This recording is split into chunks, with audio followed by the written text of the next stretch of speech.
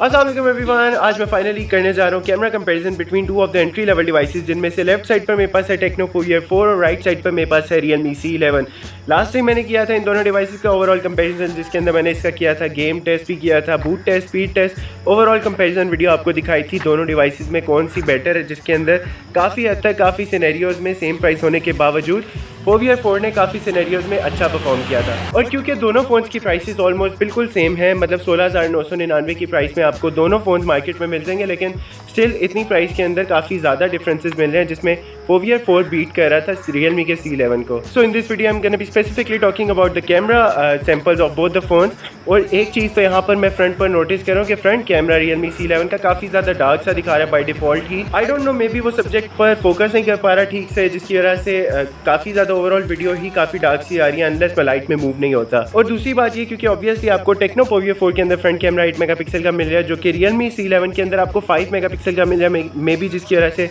उस तरह से लाइट भी कैप्चर नहीं कर पा रहा C11। लेकिन बाकी ओवरऑल सिनेरियोज में देखते हैं बैक कैमराज की परफॉर्मेंस कैसी है। सो गाइस, बैक साइड पर मैं आपको बता दूं, दोनों फ़ोन्स के अंदर आपको मेन कैमरा 13 मेगापिक्सल का मिल रहा है, 2 मेगापिक्सल का डेप्थ सेंसिंग का कैमरा दोनों फ़ोन्स के अंदर मिलता है, लेकिन 2 कैमराज एक्स्ट्रा भी आपको मिल रहे हैं टेक्नो पोवियर 4 के अंदर, जो कि 2 मेगापिक्सल का डेप्थ सेंसिंग का कैमरा और एक QVGA कैमरा भी आपको मिल जाता है। तो क्वांटिटी पॉइंट ऑफ व्यू से मैंने आपको पहले भी बताया था कि टेक्नो का पोवियर 4 क्वांटिटी पॉइंट ऑफ व्यू से तो विनर ऑलरेडी है, लेकिन क्वालिटी पॉइंट ऑफ व्यू से कितने ज़्यादा डिफरेंसेस हैं ये भी आपको मैं डिटेल सैम्पलिंग में दिखाऊंगा। और यहाँ पर मैं एक चीज़ क्लैरिफाई भी करना चाहूँगा, क्योंकि लास्ट वीडियो के अंदर मैंने आपको बताया था कि पोवियर 4 के अंदर आपको बैक कैमरा मेन 16 मेगापिक्सल का मिल रहा है, लेकिन वो पोवियर 4 प्रो के स्पेक्स थे, जो कि 2-3 हज़ार पे थोड़ा सा मोर एक्सपेंसिव है, लेकिन उसके अंदर आपको 16 मेगापिक्सल का बैक कैमरा मिलता है, जबकि पोवियर 4 जो कि रेगुलर वेरिएंट है उसके अंदर आपको 13 मेगापिक्सल ही का बैक कैमरा मिल रहा है। मतलब बैक कैमराज दोनों के सेम मेगापिक्सल साइज़ है। बाकी दोनों डिवाइसेस के बैक और फ्रंट कैमराज दोनों 1080p तक की मैक्सिमम वीडियो शूट करते हैं 30 FPS पे। तो बैक साइड से टेक्नो पोवियर 4 का व्यू कुछ ऐसा है